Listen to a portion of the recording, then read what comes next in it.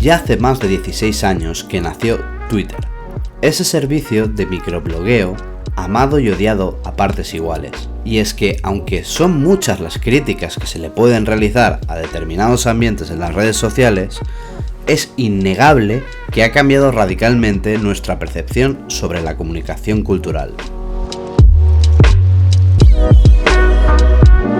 Y es en ese nido de pájaros en el que encontramos a nuestro protagonista de hoy. Él define la historia como conflicto y considera que Twitter es una trinchera importantísima de la divulgación de la historia. La verdad es que no es para menos, ya que a través de sus nutridos y documentados hilos ha conseguido situarse como todo un referente de los apasionados de la historia en las redes sociales.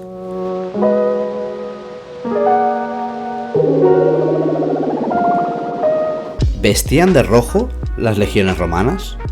¿Qué deporte practicaban los vikingos? ¿De dónde viene la expresión entre la espada y la pared? Estas son algunas de las atractivas preguntas que han realizado desde Biblioteca Clio. Más allá de los TLs y las menciones, conoceremos a un profesor de historia valenciano que junto a sus compañeros de proyecto tratan de investigar, divulgar y comunicar la historia hasta los 280 caracteres.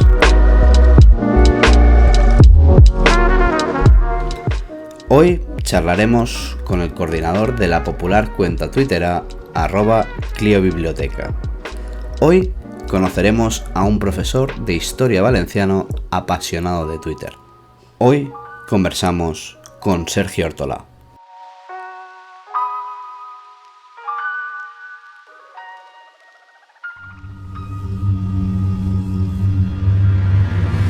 Educahistoria. Laboratorio de didáctica de la historia. Buenos días, buenas tardes. Hoy estamos aquí en las conversaciones de Educahistoria para hablar con una de las personas más interesantes del panorama de Twitter en relación a la divulgación histórica. Él es Sergio Ortolà, que es el responsable o administrador de la cuenta de Biblioteca Clio, que es bastante conocido por los hilos en Twitter que ha hecho acerca de historia, su divulgación y muchas otras cositas. Buenas, Sergio. Hola, buenas, ¿qué tal? ¿Cómo estamos? Muy bien. Lo primero que quería hacer era presentarte a ti un poco para que la gente sepa quién es Sergio Ortolà. Tú estudiaste, Claro. tú estudiaste historia en la Universidad de Valencia, Sí. te sacaste el máster del profesorado Ujú. y además estudiaste un máster de investigación de didáctica de las ciencias sociales, ¿cierto? ¿Lo estoy Sí, diciendo?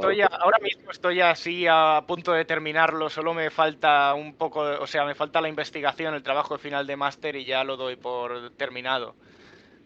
Correcto. Entonces, de todas maneras, por lo que eres, entre comillas, conocido, es por administrar la cuenta de Biblioteca Clio, Sí. ¿cierto? Lo primero que te quería preguntar es, ¿qué es Biblioteca Clio? Mm, es una buena pregunta.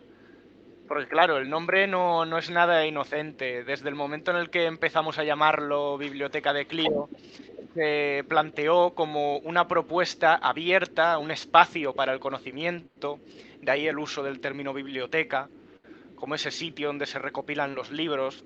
En esencia, es una parte muy importante del conocimiento, la parte escrita, la literalidad, la literatura, en definitiva, pero también queríamos utilizar algún símbolo que pudiera cohesionar a la comunidad de historiadores.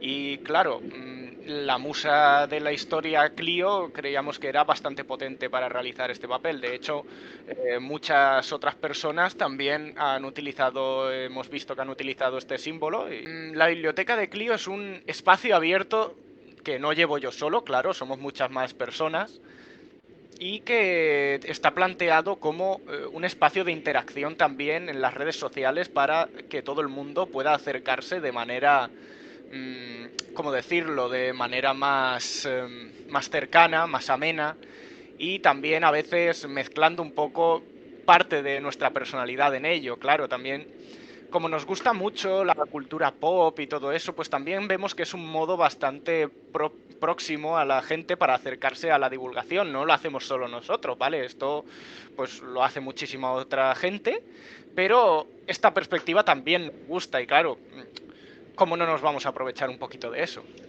Y otra cosa, te he preguntado qué es la Mm, biblioteca de Clio. Pero ¿quiénes sois realmente la biblioteca Clio? ¿Qué me puedes contar sobre eso?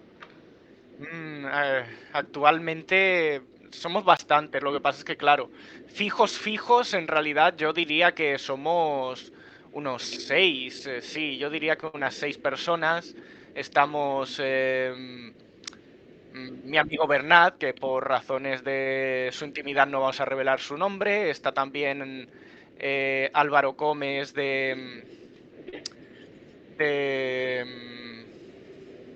bueno, luego lo diré que es que me perdone de Proyecto Historia, que me perdone Álvaro, porque me quedo un poco en blanco.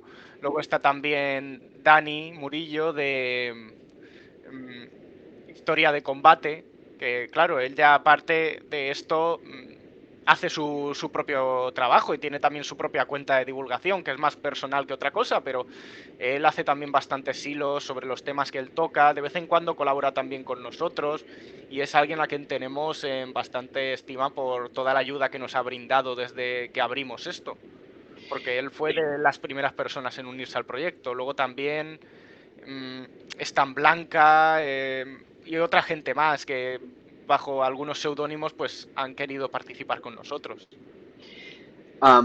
Bien, sabemos qué es Biblioteca Clio, que básicamente es una red de divulgación de historia en redes sociales. Creo que así os definís en la bio de Sí. Twitter. ¿Quiénes sois? Que sois varios en el proyecto. Y ahora vamos a hablar un poco de lo que hacéis y cómo lo hacéis, ¿no?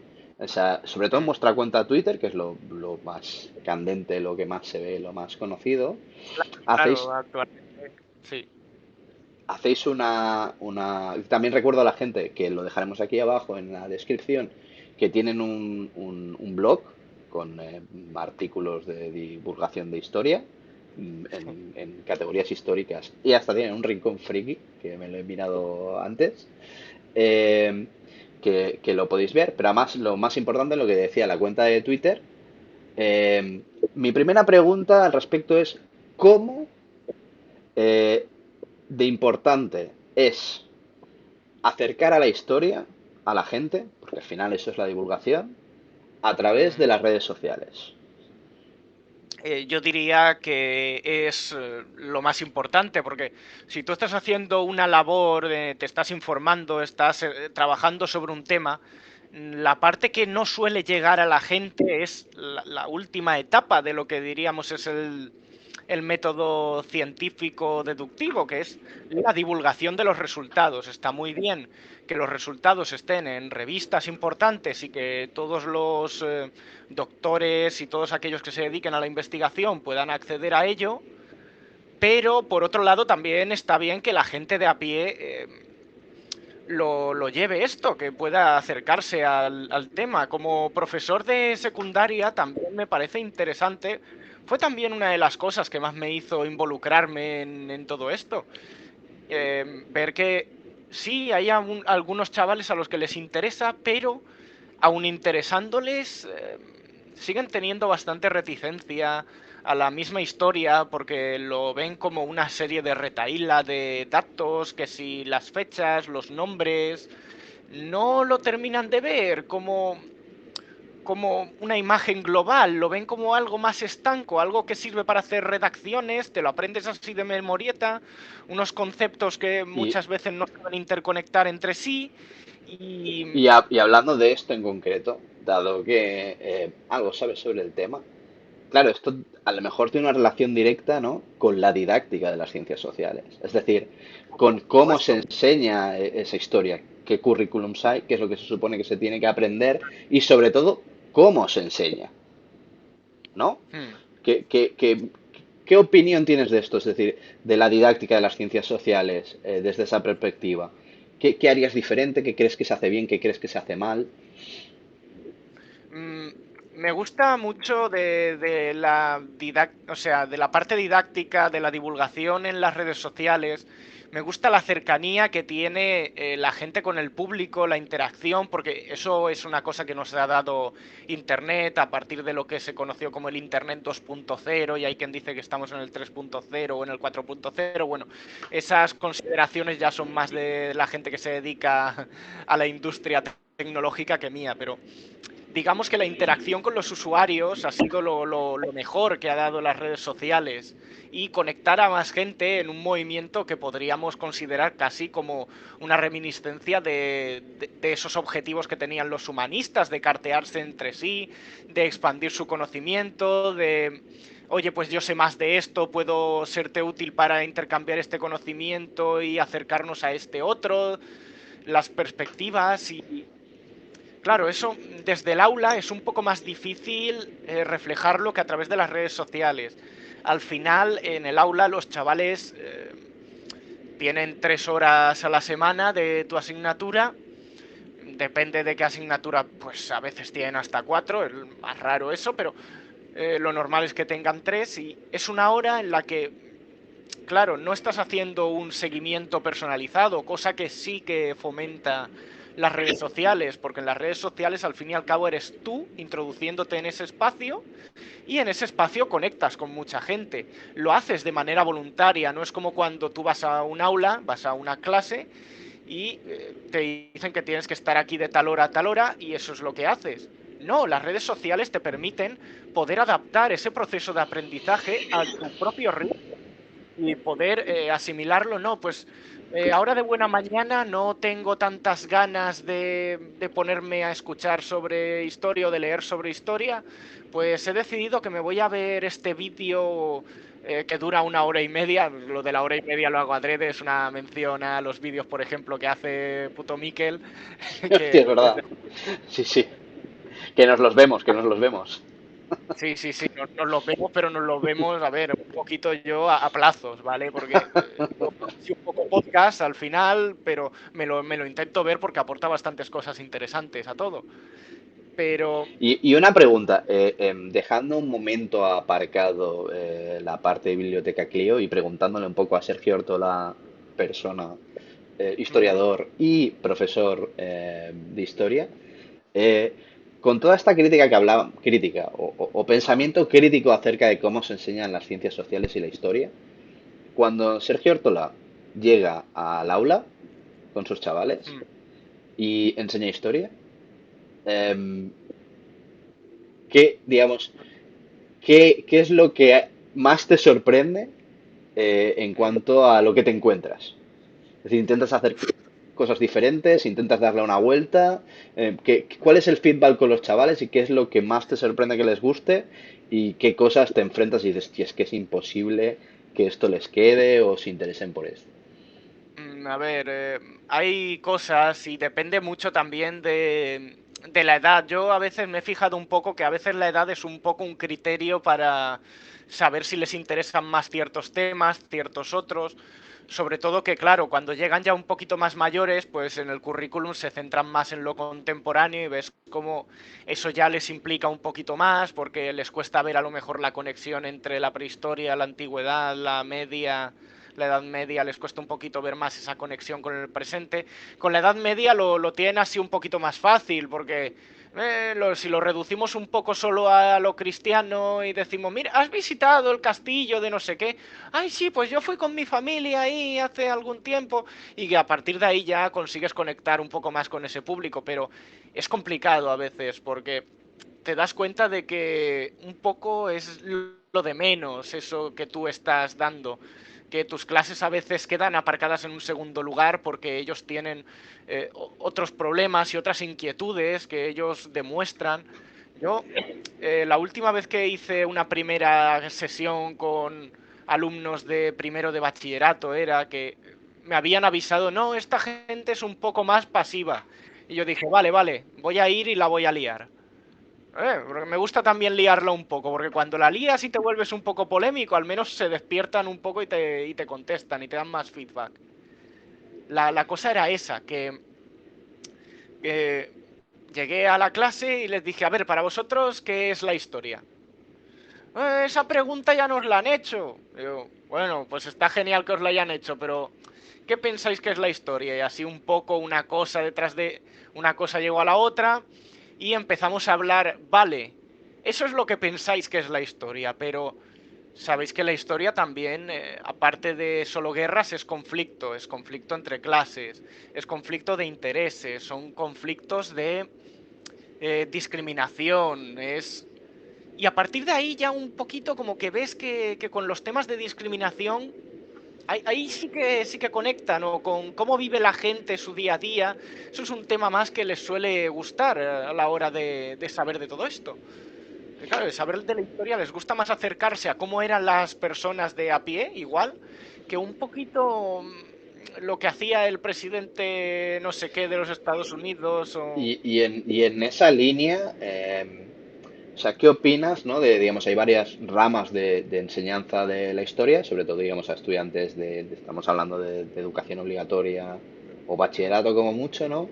Sobre todo en la ESO, entiendo yo, de cómo acercarse a la historia, ¿no? Hay como una rama que lo que defiende es que la historia la hacen las personas en su conjunto y que muchas veces nos centramos en lo que decíamos, fechas generales, personas, personajes, grandes prohombres de la historia y nos olvidamos un poco de la vida cotidiana, ¿no? Esa vida cotidiana donde entra en acción cómo realmente vivían esos pueblos que estudiamos.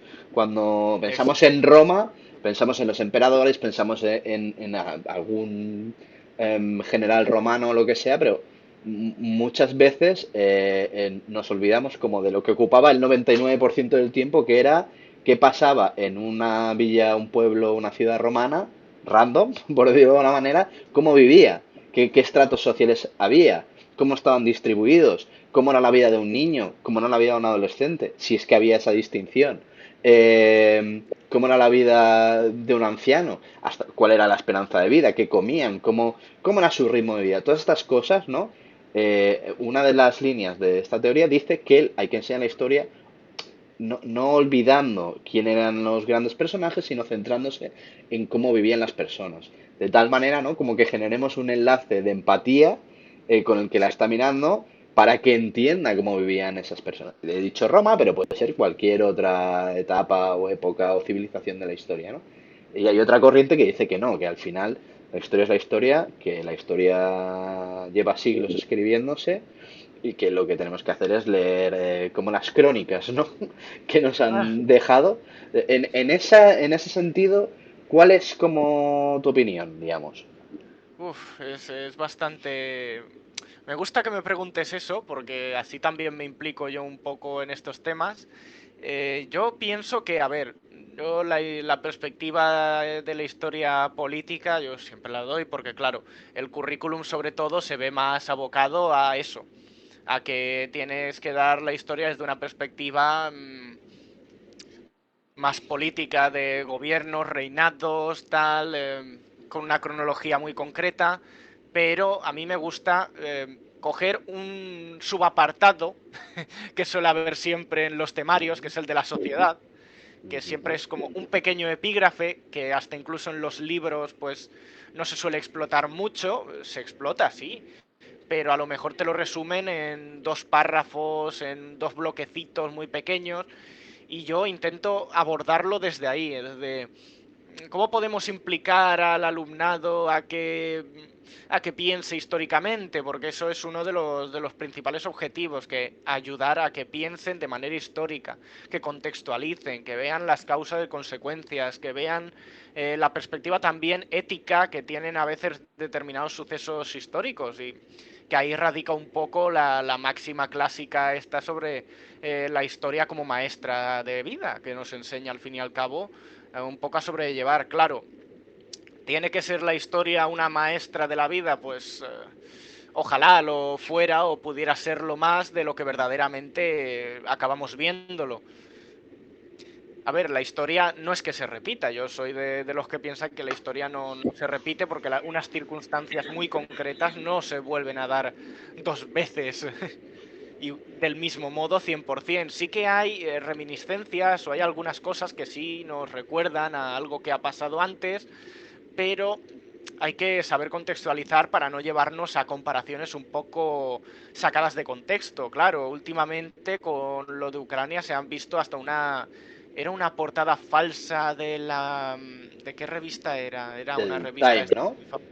Creo que era el Time. Sí, sí, que salía Putin y le hacían así ¿cómo Como le decirlo? Una... tachaban, ¿no? Como le arrancaban el papel, ¿no? Era. Y salía el bigote de Hitler, creo que es. Lo pondremos Esa aquí. portada que resultó que era falsa, también nos habla un poco sobre cómo vemos la historia. Sobre, no, enseguida que vemos a alguien, a un militar o alguien que mediante la fuerza militar quiere imponerse sobre otra nación, enseguida pues tenemos ciertas influencias o ciertos memes en la cabeza, por así decirlo, son conceptos socialmente aceptados sobre pues un dictador, pues en España automáticamente dictador Franco. ¿Han habido más dictaduras? Sí, por supuesto. Hemos tenido al menos 2 dictaduras más. Y perdona, volviendo un poco el tema, que hemos hablado un poco de educación y tenía curiosidad, ¿no? De cómo era Sergio Ortola como profesor, volviendo un poco a la biblioteca de Clio, a las redes sociales, a la divulgación de la historia. am, ya lleváis, por lo que me has comentado antes, 3 años con el proyecto. Eh, en esos 3 años, ¿qué dirías, cuáles han sido como los mejores y los peores momentos de lo que se pueda contar? ¿Ha habido algún momento, algún hilo, algunas circunstancias que desde vuestra perspectiva os fueron como muy bien, mucho éxito, mucha difusión y otros que menos? ¿Qué me puedes decir al respecto? Sí, pues yo diría que lo peor fue empezar. Al principio, no sé, yo, claro, no manejaba muy a menudo Twitter, de hecho hacía años que no estaba yo manejando Twitter y de repente me meto en esta red social, así de nuevo, no conozco a nadie, no sé ni siquiera de cuentas de divulgación, porque yo en ese momento no sabía nada, y de repente me veo ahí metido dentro de un mare magnum de cuentas para las cuales yo era insignificante, muy pequeña. Claro, es normal, acabas de empezar, tienes nada de seguidores. El primer año yo diría que fue lo más duro, porque cuando ves que tu trabajo no llega a mucha gente, te desanimas un poco, ¿vale? Es lo normal desanimarse al principio, porque subir la primera cuesta a veces es lo que más lleva en este trayecto. Pero a partir de ahí seguí esforzándome, intenté hacer, porque claro, antes teníamos hasta una cuenta de YouTube donde de vez en cuando subía vídeos, una calidad un poco pésima, pero era un poquito mezclando pues lo que me gusta a mí, mezclar historia con un poquito de humor, con un poquito de referencias culturales al cine, videojuegos, tal. Eso era lo que hacía hasta que el ordenador me dijo, ya, vale, no puedes seguir haciendo esto. Y dije, pues bueno, tendré que parar hasta nueva orden. Pero Y de ese momento tan difícil, pasamos ahora que tenéis cerca de 14.000 seguidores, followers en Twitter. sí, más de 13.600 y algo creo que estamos ahora. Fue así un poco como de repente, porque claro, al final parece que no, pero si haces buen contenido la gente se acaba fijando y al fijarse la gente pues va llegando más y más y más gente. Es difícil subir, sí, es difícil, pero no todos son los seguidores en esto. Y, Es un y, poquito... Sí, y, dime. habéis hecho muchos hilos, muchos Sí, hilos. mucho. Eh, ¿Cuál es el hilo que más éxito ha tenido? Hmm. ¿Vale? ¿Y cuál es el hilo que más esfuerzo le has metido y horas y que lleva cosas y ni Dios te ha hecho caso? Esa es buena. Pues si mal no recuerdo, hace no mucho tuvimos un par de hilos así que tuvieron bastante feedback, que fueron los de vestían o sea, hice ahí una pequeña disertación sobre si los romanos vestían de rojo, esa imagen que tenemos tan arraigada, y si los romanos vestían, sobre todo los legionarios, si vestían siempre de rojo. y ese fue un poco lo que más gustó a la gente, porque claro, Roma es un meme viviente y eterno, como dicen algunos que siguen con lo de Roma eterna. Pues Roma siempre está ahí, Roma les encanta a todo el mundo y es casi, yo diría que lo más fácil para divulgar porque sabes que llegas a todo el mundo. A todo el mundo le gusta Roma generalmente, vale, también hay gente que no, pero suele ser menos. Ese Ujú. yo diría que fue el más reciente que ha tenido bastante repercusión y que ha gustado bastante. Ese sería uno. Y otro sería el hilo que hice hablando sobre. Era. Vale, ya me he acordado. Era el de El columpio de Jean Honor Fragonard. Ujú. Sobre la simbología que escondía el mismo cuadro, que es también, porque claro, la gente cuando ve el cuadro solo ve ahí una escena un poco bucólica, bonita, pero esconde un trasfondo bastante turbio, la verdad, que no suele saltar a primera vista, porque vemos todos el arte rococó así como muy bonito, con unos coloridos y un tal, y ojo, porque a veces también puede sorprendernos. Y por contra, ¿recuerdas algún hilo o algo que te haya costado mucho hacer que, vamos, que no lo vieron ni en tu casa a la hora de comer? ¿Hay alguno que Sí. digas, uy, hostia, porque yo a veces veo hilos, y Mm. claro, hay hilos, entre comillas, más fáciles de hacer y otros menos, pero hay algunos hilos que, o sea, la previa a hacer el hilo de documentarse, mirarlo bien, ponerlo y luego sintetizarlo, hombre, es un trabajo, ¿no?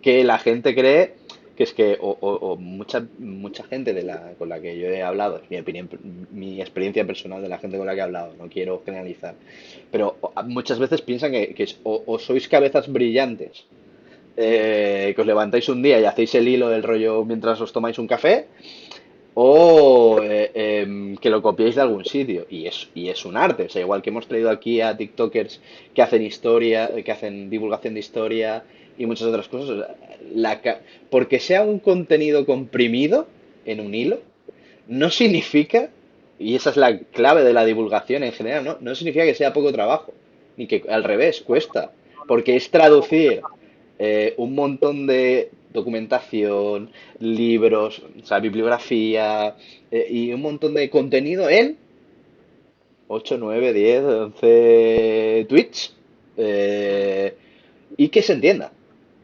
Y que se entienda, claro, porque a veces también me ha pasado que he hecho hilos larguísimos de esos que hasta yo mismo he acabado cansado de hacer tanto, porque digo, si esto no lo va a leer nadie, pero ya que lo he empezado y me he liado con el tema, pues lo termino y ya está.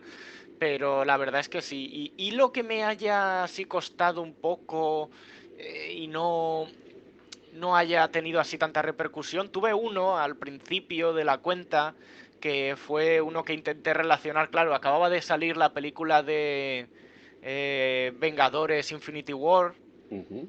¿vale? Y quise relacionar un poco, porque como el Thanos del universo cinematográfico de Marvel busca como acabar con el 50% de la población, o sea, con la mitad de la población, vamos, el 50%. Yo intenté relacionar un poco eso con las teorías demográficas, que si Boserup, Hostia, tal, a ver, y luego hostia. aparte con una leyenda urbana que hay por ahí de los Rosacruz y todo eso, que buscaban también acabar con una gran parte de la población mundial para que esto fuera sostenible, y tuve que documentarme bastante sobre el tema.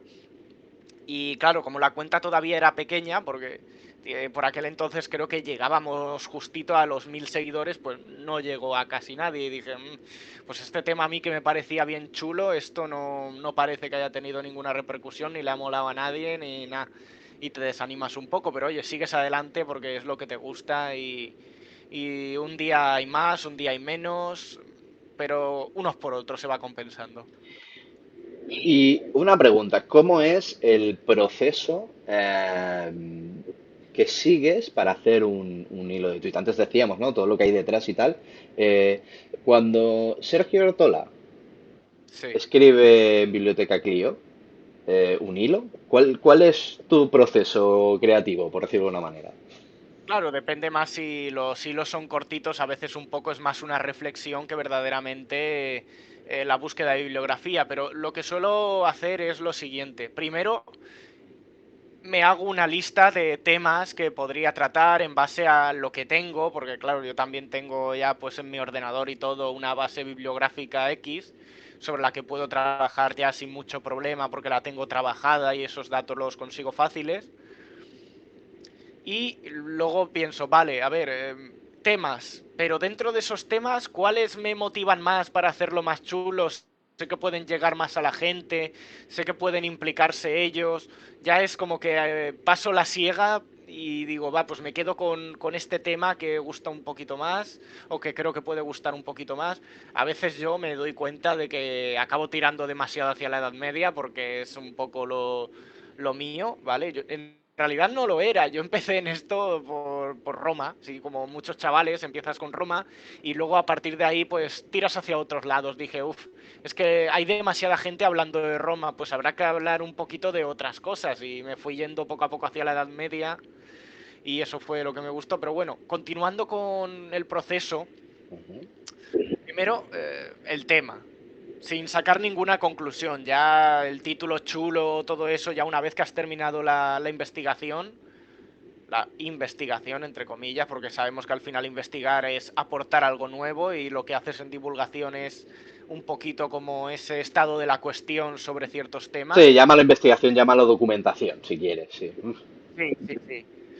Pues un poquito eso, busco la bibliografía que pueda tener más a mano, que ojalá, porque claro, por eso me gusta a mí tratar los temas desde la honestidad. Y a mí se me pueden escapar datos, porque o bien no tenga acceso a determinada bibliografía porque no está fácil o porque la bibliografía, un problema que hay en el mundo académico es que la buena bibliografía a veces es carísima y hasta los propios investigadores tienen que usar subterfugios para poder llegar a ello. O sea, está complicado. O porque es lo que más a mano tengo. Cojo lo que más a mano tengo sobre un tema y lo intento comparar. Porque claro, una cosa es, vale, no me voy a creer lo que me diga este autor así acríticamente y voy a hilar solo con ese autor, ¿no? Voy a comparar un poco a ver qué me dicen otros autores sobre el mismo tema, a ver qué perspectivas hay, a ver si conozco un poco también del debate historiográfico que hay con respecto a unos Que, temas.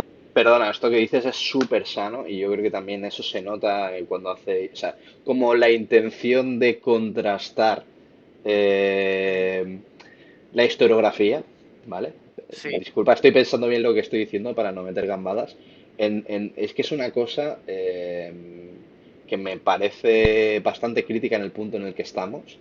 De muchas veces se plantean hechos más que muchas veces no tanto en cuentas de divulgación histórica, pero en pseudo cuentas de divulgación cultural, no vamos sé, a llamarlo así. He visto que se dan por sentados un montón de posicionamientos y paradójicamente, contra más atrás vas en el tiempo, más complicado muchas veces ver esas dicotomías que podrían haber, ¿no? Entonces, una de las cosas que sí que veo de los IRES es como una especie de voluntad, vamos a llamarlo como de pensamiento crítico, de dejar como a la gente que se saque sus propias conclusiones a partir de varios planteamientos existentes acerca de los hechos, exacto. ¿no? Sí, no me gusta mucho sentar cátedra sobre ciertos temas, sobre todo porque le tiro a varios temas. Yo no soy experto en la mayoría de ellos, por no decir casi en ningún tema, soy experto. Yo simplemente intento divulgar esos temas, hacer un estado de la cuestión sobre cómo van. A veces, bueno, a veces no, siempre uno aprende de este proceso, porque es normal, ¿no? No solo es que tú intentas transmitirlo, sino que también aprendes del propio proceso a mejorarlo, también de cara a un futuro. Y dices, pues vale, esto lo puedo hacer mejor así, o una vez que lo publicas hay que ser honesto con la gente y si viene alguien que sabe más del tema que tú y te dice, "Bueno, igual podrías haberte mirado esto, ah, genial, genial, pues a ver si este me lo voy a mirar, lo voy a leer y si tengo que hacer alguna anotación tal o si no de cara al futuro, lo tendré en cuenta. De hecho, hablando de esto, la última persona que entrevistamos, que es el del cubil de Peter, nos Sí, contaba que también creo que tiene una percepción en eso similar, ¿no? De como no soy poseedor de la verdad, no voy a sentar cátedra porque lo mío es la divulgación. Entonces, la cuestión es que que te puede pasar, que cuando haces un montón de contenido y un Claro. montón de vídeos, y en su caso, vamos, es currante 100% y tiene millones de vídeos, claro, Ujú. él nos llegó a contar que había borrado vídeos que le había costado sangre, sudor y lágrimas, hacer, porque gente le había comentado, ¿no? De, oye, esto está mal. Eh, Mm. Enlazando con el siguiente tema que te quiero preguntar es Ah, vale, vale. las críticas, todo tiene un porqué.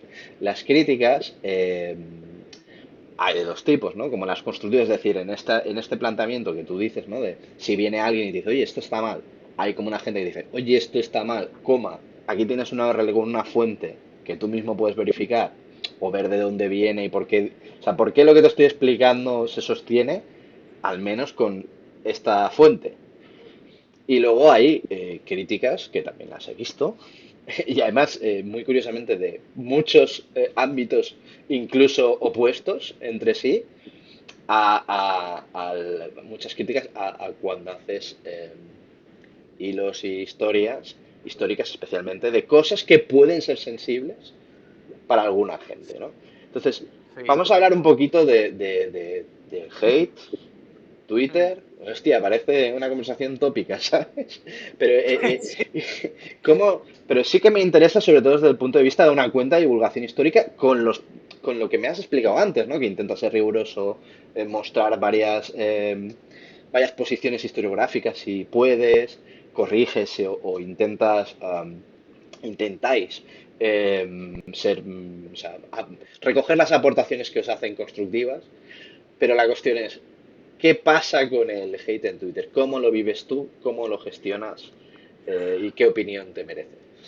Al principio era difícil, porque, claro, yo no estaba acostumbrado a que me dijeran ciertas cosas o a que a veces las discusiones se iban un poco de madre o te viene el típico que viene con una teoría loca que dices, ay, Dios mío, ¿de dónde ha sacado este hombre eso? Y hasta incluso te informas para ver de dónde ha salido eso o de dónde lo ha podido leer. Y dices, madre mía, ¿por qué me viene a mí? Pero ¿Cómo era? Perdona, por poner un ejemplo, ¿te acuerdas? Hostia, no recuerdo cómo se llamaba. Como la teoría fake esta de que, ¿cómo era? Que Roma no había existido. ah, lo de la nueva cronología. Exactamente, perdona, lo de la nueva cronología. Es que, o sea, era tan descabellado que. Exacto, lo de la nueva cronología. Como, a ver, lo voy a decir así un poco de memoria y me estaré equivocando hasta incluso con la teoría, pero la teoría es que tampoco tenía. Decían que haciendo una datación comparada con la astrología y no sé qué, llegaban a la conclusión de que todas las cronologías que había usado el ser humano no podían compararse con la actual y había como un vacío de tiempo que fusionaban personajes. O sea, no sé si mezclaban Constantino con Carlomagno y con no sé quién Y más. además, gente, esto lo digo, porque hablamos de hate, de cosas raras que pasan en las redes sociales, pero entre otras cosas hablamos del rigor y de intentar documentarse y hablar con la fuerza de los hechos lo máximo posible y sobre todo siendo conscientes desde el pensamiento crítico, ¿no? Que uno se puede equivocar, que uno puede abordar un tema y que se le escapen cosas, que pueden coexistir dos realidades incluso en un mismo hecho histórico, etc., etc. ¿Qué os voy a contar a los historiadores? Pero la cuestión es que yo sacaba este tema, ¿no? Como ejemplo de cuando has hablado de las teorías locas, ¿no? De cómo alguien o alguienes se empiezan a soltar historias y luego cuando llega la hora de la verdad, ¿no? No, es que las cronologías, no sé qué. Bueno, hablamos con los arqueólogos que están a pie de terreno y les A ver, preguntamos. A lo hay... mejor- Vale. Podemos hasta incluso dudar de ciertas cronologías. Por ejemplo, a los egiptólogos eso es bastante común.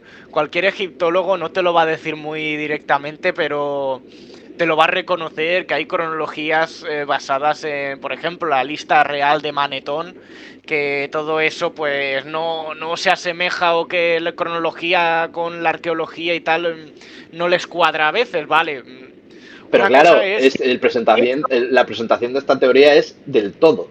O sea, es decir, no es una cuestión que digas hay alguna cronología que se me descuelga, es Claro, es Todo es todo, mentira. todo. Entonces, perdona, volviendo, que yo mismo me he desviado del tema, volviendo a lo del hate. Decías que al principio no estabas acostumbrado, que te costaba, que veías... No estaba ¿Cómo ha acostumbrado. evolucionado eso en ti y en tus compañeros, digamos? Pues a ver, sobre todo yo como, a ver, al principio lo manejábamos la cuenta entre Bernat y yo, pero poco a poco he ido manejándola solo yo y también a manejar, a ver, un poco nos ayudamos entre todos. Cuando alguien tiene un problema, pues lo comunica al resto, hablamos, exponemos así un poco qué es lo que ha sucedido, vemos qué ha sucedido, nos ayudamos, nos apoyamos y así lo sobrellevamos mejor. Otro sistema que he tenido que implementar para no agobiarme tanto es los filtros de notificaciones.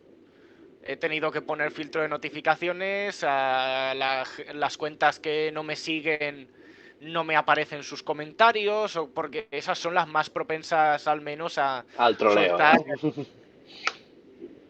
De repente uno se hace una cuenta random, no te sigue, pero viene y te quiere insultar o te quiere hacer de menos o cualquier cosa, eso es bastante común. Avanzando un poco, ¿cuáles son las perspectivas a futuro que le ves a la cuenta de biblioteca? Que digo biblioteca Clio, pero realmente en Twitter es @Clio Biblioteca, lo dejaremos bien claro para que lo sigáis. Pero ¿cuáles son las perspectivas a futuro de la biblioteca Clio?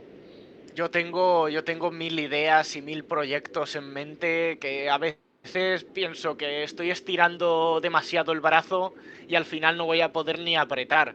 Porque claro, por el camino algo tendrá que caer para que esos otros proyectos puedan prosperar, porque una sola persona no puede llevar 7 redes sociales y crear contenido para todas y te acabas agobiando y hay algo que tienes que dejar por el camino o dejarlo un poquito aparcado por el momento y luego retomarlo más hacia adelante. Yo, por ejemplo, me he planteado mucho si hacer un podcast o empezar un canal de Twitch y dedicarlo a no solo hablar de temas, pues como hago en los hilos, hablar de este tema tal, sino también de cosas de la actualidad del mundo de la divulgación histórica y cultural. Porque también he visto mucho que, a ver, a veces es la parte más tóxica, pero también es bueno hablar de ello, que Ujú. son las refriegas o los conflictos que suele haber en Twitter Historia, que parecemos todos gente muy normal y acaban, si no acaban a palos 4 o 5 veces a la semana, no acaban ninguna. También, Pero eso yo creo que vuelve a lo que estamos hablando al principio, ¿no? De que aquí hemos hablado con gente de opiniones muy diferentes. Es decir, tiene que poder existir un espacio de debate riguroso, con opiniones no diferentes e incluso enfrentadas, donde se pueda coexistir. Está claro claro, que podemos opinar de muchas maneras. Y claro que la interpretación de los hechos históricos se presta muchísimo al troleo ideológico, político y tal cual, pero que la cuestión es, desde la historia y la rigurosidad, se pueden hablar de millones de temas. y Y, tanto. entonces, una de las cosas que quería preguntarte es, vale, por ejemplo, pongamos que alguien te conoce ahora, o sea, que ve Sí, este vídeo y os conoce, ¿no? Eh, Sois una red de divulgación de historia sí. y auxiliares, ¿no? Y otras ciencias sociales. Y esto de auxiliares me No van me a matar gusta, algunos. Me van a matar pero, algunos. pero sí. De ciencias sociales. Que básicamente, sobre todo por Twitter y algún otro sitio, ¿no? Hacéis hilos, hacéis tweets, reflexiones sobre estos temas que hablábamos de divulgación de ciencias sociales. Es una cosa que hacéis por amor al conocimiento en este sentido, ¿no? O sea, por amor a la divulgación. ¿Qué es lo que, es decir, si quisiera ayudaros, imagínate a alguien que está acabando la carrera o que está haciendo la carrera o algún otro profesor, ¿cómo os podría ayudar? Qué es lo que estáis buscando, digamos, de cara a Pues futuro? mm, A ver, nosotros estamos abiertos así a lo que nos quiera ofrecer la gente, porque claro, cada uno tiene algo que aportar y sus perspectivas son tan válidas como puedan tener cualquier otra persona, pero mm, si ahora mismo, por ejemplo, para el blog, yo creo que nos haría mucha falta alguien de historia moderna, porque desde luego he visto que de lo que menos hay gente es hablando sobre historia moderna, y si hablan de historia moderna, solo hablan del Imperio Español, de la colonización en México, y te hablan de un poco de eso, ya está, de la monarquía hispánica y dice, no hay más mundo fuera de eso en la Edad Moderna. Vale que es de los periodos más cortos, porque al fin y al cabo canónicamente son 3 siglos, pero solo se puede hablar de esos temas en Edad Moderna. Yo una vez hice un artículo que es casi de lo último que hay, creo, en el blog sobre historia moderna, que es el de los marginados en la España moderna, que vale, vuelvo a tocar aquí un poco Españita, lo patrio, vale, pero quería mostrar otra perspectiva, no todos son los reinados y son tal, ¿no? Es también la gente que vive por debajo de lo que es esa sociedad, toda la gente que tiene que saber moverse en la marginalidad. Y entonces, digamos que alguien que os quisiera ayudar os podría ayudar, tanto con artículos para vuestro blog, revista digital, como con sugerencias. Entonces, animamos Sí, aquí a todo el mundo que le apetezca a ir a Twitter, ¿no? Y ponerse en contacto por sí, ahí y ya está. Entonces, sí, porque dime. sí, porque Twitter es donde más fácil nos pueden encontrar. De hecho, si vais al perfil de nuestra cuenta de @cliobiblioteca, allí tenéis el correo electrónico para cualquier sugerencia o para cualquier participación, y luego aparte los mensajes directos que están abiertos. Vale que nosotros luego tenemos que aceptar qué mensajes aceptamos y luego contestamos y cuáles no, por medidas de seguridad, para que no nos saturen con demasiada basura y spam y demás.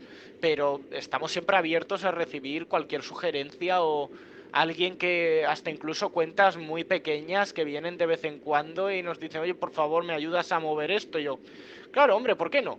Venga, pues nosotros siempre estamos muy abiertos a todo el público que quiera participar y apoyar, y si necesitan algún tipo de apoyo también, si vemos que su proyecto vale la pena, nos interesa, no nos cerramos a nada verdaderamente. Y de cara al futuro, pues claro, si acabamos abriendo la sección de podcast, invitaremos a mucha gente, porque claro, ya después de 3 años, vamos ya para 4 en la divulgación, conoces a bastante gente. Y igual toda esa gente también necesita un feedback, necesita apoyo, quiere hablar de sus temas pero no encuentran un espacio concreto, y estaría muy bien también apoyar a toda esa gente. Vale, muy bien. Hasta aquí más o menos ha llegado la entrevista formal. Y ahora pasamos a una parte un poquito más divertida, más amena. Test rápido. Lo que queremos es conocer cómo es Sergio Ortola. Primera pregunta, súper importante, para que veas el nivel de profundidad de lo que te voy a preguntar, ¿eh?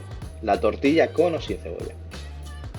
La tortilla, a mí me gusta con cebolla. También Bien. sin ella, pero es que a mí me gusta con cebolla. Lo siento para los sin cebollistas, pero yo no puedo con cebollita. Y haciéndote esta pregunta, ¿Roma o Cartago? Hombre, Cartago, Cartago eterna, Cartago Victrix, que me dicen algunos colegas también. Porque he visto bastante hate a Cartago en toda la gente que he preguntado. Van un poco con lo fácil, ¿no? No, a mí es que me gusta hasta con los caídos y con los más ninguneados, a mí me encantan esos. Me gusta más ir con el caído que con el vencedor. A veces, depende del tema. ¿Francia o Inglaterra? Mm, Yo me quedo con Francia. Yo definitivamente me voy a quedar con Francia. Al menos compartimos algunas cosas y hay una parte que respeto porque siguen usando aceite de oliva, y yo soy de la supremacía del aceite de oliva. Muy bien. Siguiente pregunta, ¿China o Japón? Mm, Yo voy a ser sincero, yo como antiguo otaku, solo que ahora me lavo y tengo derechos humanos, yo me voy a quedar con... ¿Hay algún anime o manga histórico que recomiendes? Yo antes hasta incluso llegué a plantear, o sea, y hay muchas veces que he planteado temas en base a dibujos animados o a manga y anime. Por ejemplo, que conflictos raciales y territoriales en contexto de la Segunda Guerra Mundial en base al anime de Shingeki no Kyojin, que no es histórico, pero tiene algunos aspectos más tal. Hay algunos animes sobre fantasía medieval que te explican conceptos como la rotación trienal, cómo se llevan a cabo algunos avances tecnológicos como el molino hidráulico, la azada y otras... bueno, el arado y otros utensilios, te los explican muy bien. A mí me gusta también explicar el colonialismo utilizando bueno, vamos a llamarlo anime estadounidense, a Avatar, la leyenda de Aang, que puede explicar muy bien el colonialismo utilizando algunas escenas que son bastante significativas. Yo uso mucho una de Avatar, la leyenda de Aang, cuando Aang está en la Nación del Fuego, que es la colonizadora de los demás imperios, vamos a decirlo así, y él se introduce en una clase. Él, claro, él tiene que hacer ver que es de una tribu colonizada, pero que está ya implementada dentro de lo que es el imperio de la Nación del Fuego. Y da una clase, va a una clase y le hacen entonar el himno nacional, le hacen entonar el juramento al Señor del Fuego, le hacen tal... Y un poco como que ningunean toda esa historia de la gente colonizada por ellos. Es como, no, nosotros teníamos que llegar allí para llevar la civilización. O sea, que de manera más lateral hay veces que todos estos dibujos animados, el anime, el manga, pueden ayudar también a comprender determinados temas históricos. Completamente de acuerdo, y además yo recuerdo cuando entrevistamos a Kira Sensei que él creo que más que animes, creo que nos recomendó un par de mangas que él decía, que yo desconozco completamente la realidad educativa japonesa, pero él nos comentaba que en las aulas les hacían leer, no recuerdo el nombre en japonés, pero era un anime, era un manga que narraba sobre todo la posguerra, justo cuando terminaba la guerra, el desastre, digamos, que vivieron los japoneses. ¿Playa o montaña? Montaña. Me voy a quedar con la montañita ahí, una cabañita, el fuego, un libro y de vez en cuando irme a bañarme al río. Yo me quedo con la montaña. ¿Concierto o discoteca? Concierto, me voy a quedar con el concierto porque en la discoteca me agobio. Tanta gente y ir encerrado allí, no, yo necesito que me dé el aire. Aunque no te dé tampoco mucho aire y haga calor también con tanta gente en un concierto, yo me quedo con el concierto. Ya es verdad que esa época mía ha pasado un poco más a la historia. Yo antes iba muchísimo de concierto y hoy por hoy ya no. Pero sí, concierto. ¿Cuál fue el último concierto al que fuiste? El último concierto al que fui un concierto de Marwan, no sé si lo conoces. Un poeta. Pues es que yo no lo conocía, pero fue también por mi pareja, que a ella le encanta Marwan y de hecho me ha hecho ir 2 veces más al mismo concierto con ella, porque ella cuando viene a Valencia, sea donde sea, ya quiere ir. Y yo, claro, como también me gusta, pues digo, venga, pues vamos. Y ahora una pregunta más. Dime. De hecho, próximamente tengo otro concierto ya planeado que es de Destripando la Historia. Hombre, yo sé que el público van a ser chavales de 16 años y yo, un señor mayor y viejo, pero no, a mí me apetece ir y pasármelo bien. Y la pregunta es, ¿qué escuchas cuando pones música tú? Dime 2-3 canciones, 2-3 estilos que escuches. La gente quiere saber, el pueblo quiere saber qué escucha Sergio Ortola. Pues a mí me gusta mucho La Raíz.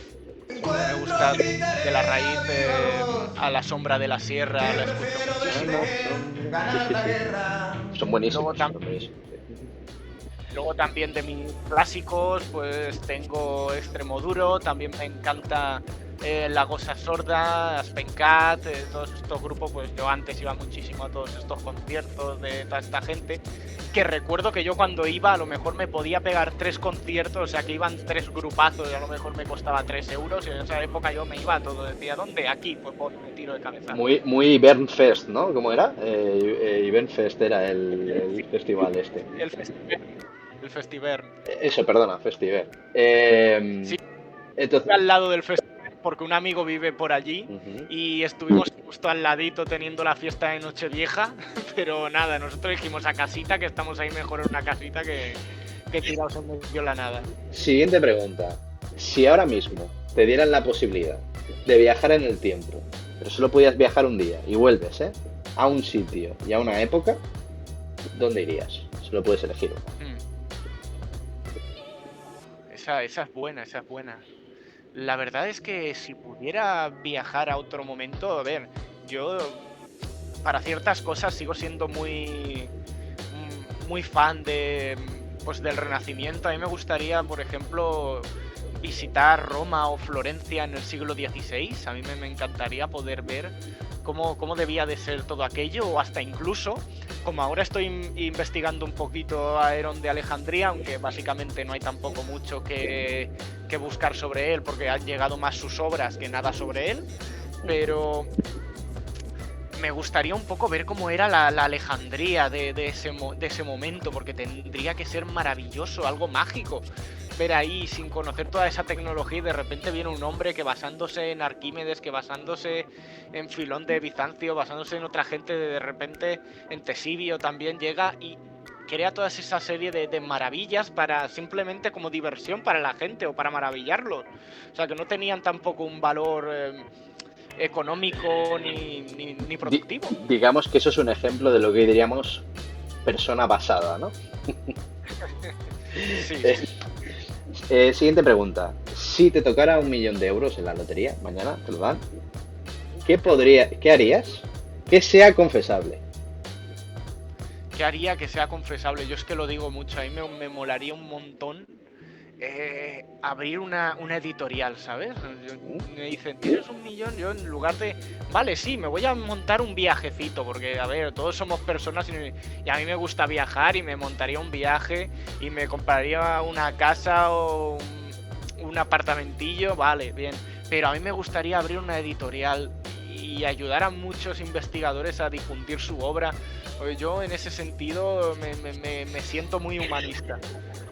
Vale, muy bien. Siguiente pregunta.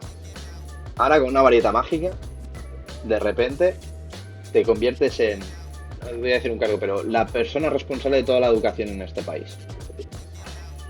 ¿Vale? O sea, Bien, puedes hacer bien. lo que quieras hacer, lo puedes hacer. ¿Qué es lo primero que cambiarías si tuvieras poder para hacerlo? Lo primero que cambiaría, daría más libertad a los docentes para... Eso, una cosa, daría más libertad a la hora de tratar los currículums, no los haría tan cerrados, permitiría que los propios docentes elaborasen sus propios currículums, porque al fin y al cabo quienes están en el aula son ellos, no somos nosotros, y sabemos un poquito cómo tirar o qué hay que fomentar en determinados sitios, porque eso conecta mejor con la actualidad de todos los chavales.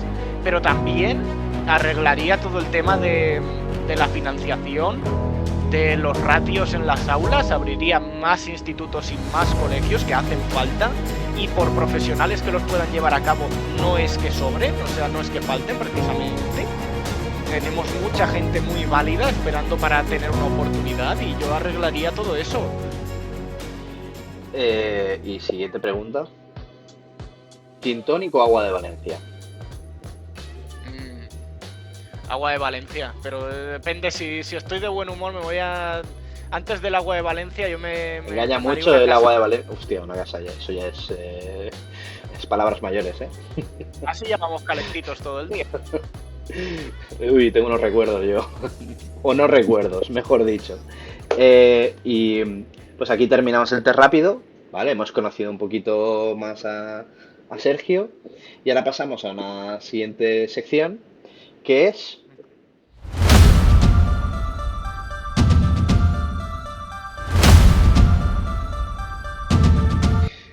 Primer tema, la leyenda negra. Sí, sí, vamos. A ver, tampoco es que sea yo experto en leyenda negra, pero sin problema, yo la abordo. De hecho, ya hice un artículo también sobre el tema de la leyenda negra, las teorías de Gustavo Bueno y todo esto. No tengo ningún problema en hablar de eso. B, la conquista de América. Ya, Sí. que la gente no me tome etimológicamente, que a lo mejor meto una gambada, pero se me entiende en general el tema. Sí, por entendernos, no, si yo te entiendo lo que quieres decir, no tengo, para hablar de ese tema, igual me tengo que documentar un poco, como muchas otras cosas, para no meter la pata sobre todo, pero yo creo que se tiene que poder hablar de todo, incluso de la conquista, invasión, descubrimiento, como lo quieras tratar, ¿vale? Porque las palabras al final tienen un valor y depende qué palabra uses, le estás dando una enfatización u otra, pero yo creo que se tiene que poder hablar de ese tema. ¿Hablarías de historia militar? Creo que has hablado, en alguna ocasión, pero rollo historia militar. Es decir, un enfoque más militar. Por eso yo tengo un colaborador que él habla más de historia militar que yo en ese fregado no me meto. Yo de historia militar sé poquito o nada, hay 3 cosas con las que me podría defender, pero no es mi tema y no creo que hablase yo. Que igualmente vamos, no me importa abrir esos temas. Hasta incluso no me importa hablar sobre nazismo, no me importa hablar sobre fascismos, no me importa hablar sobre comunismo, no me importa lo que consideramos temas históricos conflictivos, no me importa hablar de ninguno de ellos. Ahora, intento no abordarlos desde mi opinión, porque todos tenemos una opinión, pero no debemos sobrevalorar o sobreestimar nuestra propia opinión y antes de hablar de ciertos temas, mejor, si no se sabe, callarse, o si quieres hablar, te informas un poquito y empezamos ya a construir a partir de ahí. Vale, pues hasta aquí los temas que tocaríamos y no tocaríamos, y vamos a la penúltima parte, que es la ronda rápida. Historia. Para mí la historia es a veces conflicto, yo diría conflicto. Clio. Como es una figura materna, es la musa de la historia. Valencia. O Valencia. No, bueno, yo con eso no me meto, cada uno. Pero bueno, Valencia es uno de mis amores tempranos. La verdad es que a mí me encanta la ciudad, me encanta mi ciudad. ¿Por qué no decirlo? Porque no está mal que te guste donde has nacido. Oye, pues a mí me gusta. Yo la disfruto mucho y disfruto mucho toda la cultura que tiene que ofrecernos. Universidad. A veces pasión, otras veces tormento. Depende para qué. La vida del profesor. La vida del profesor es un continuo. No tiene fin. Cuando estás en las aulas no sabes a veces dónde poner el límite entre tu vida como profesor y tu vida personal, privada. A veces se entremezclan, es un no parar. Twitter. Twitter es el campo de batalla. Yo diría que es un poco la taberna o el campo de batalla, y esto tiene un significado más intrínseco. ¿Por qué digo que es a veces como una taberna? Porque esto lleva a conflicto.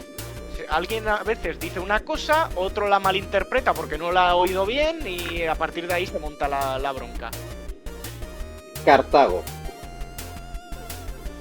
Cartago Victrix, debía de haber vencido, ¿no? Esparta. Esparta, mito, leyenda, sobre todo mucha leyenda alrededor de Esparta y sobre todo de los 300. Podcast.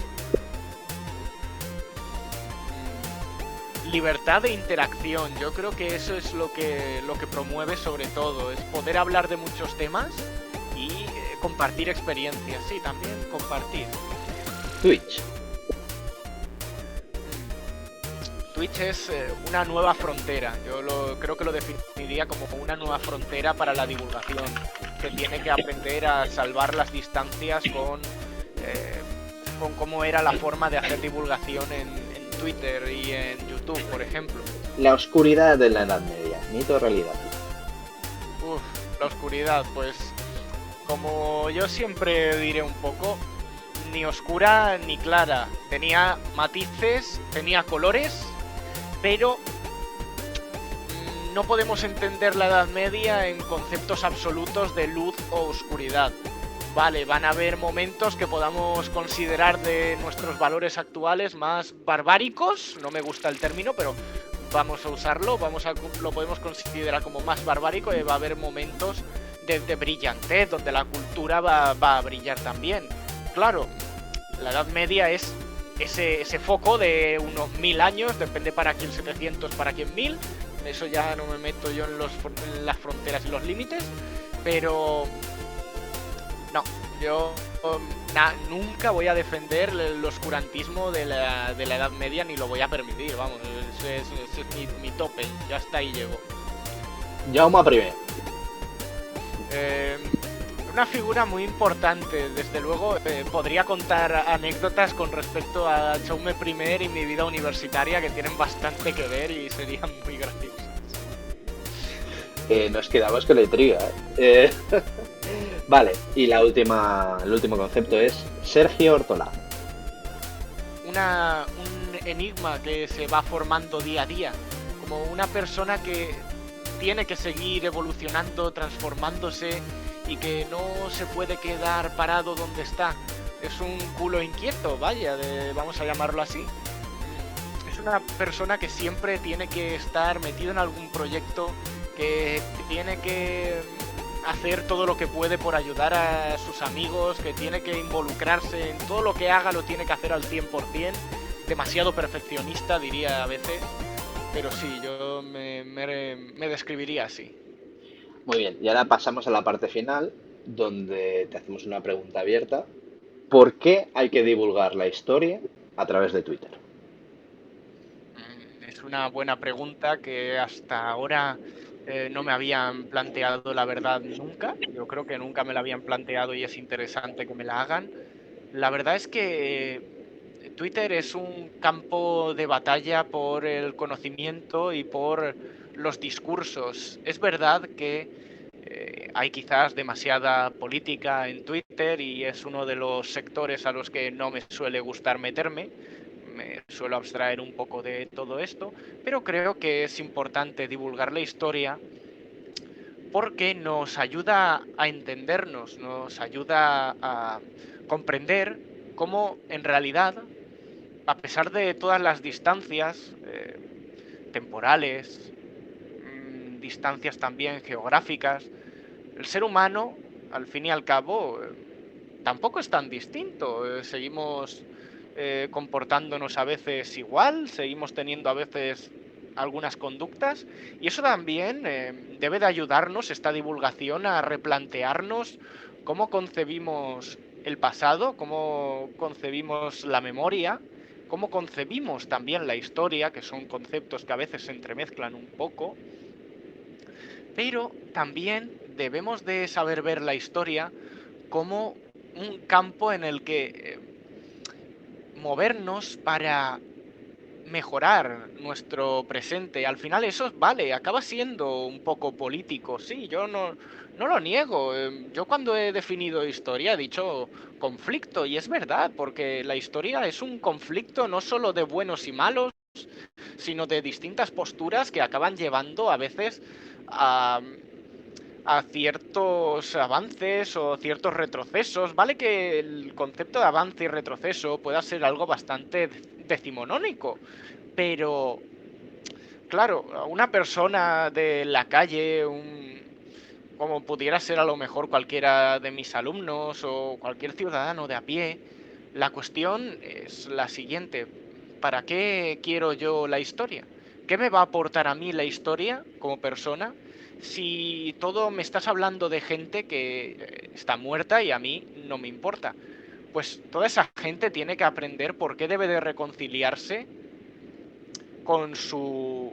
Bueno, no con su pasado, no con nuestro pasado, porque al fin y al cabo no me gusta utilizar esa primera persona del plural, sino con el ser humano en general.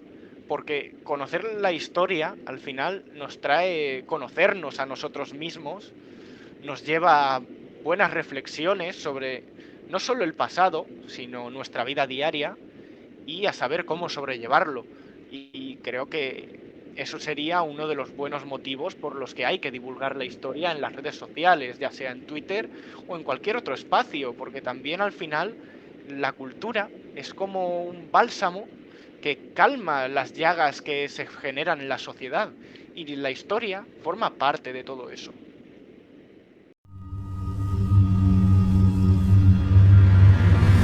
Educa Historia. Laboratorio de Didáctica de la Historia.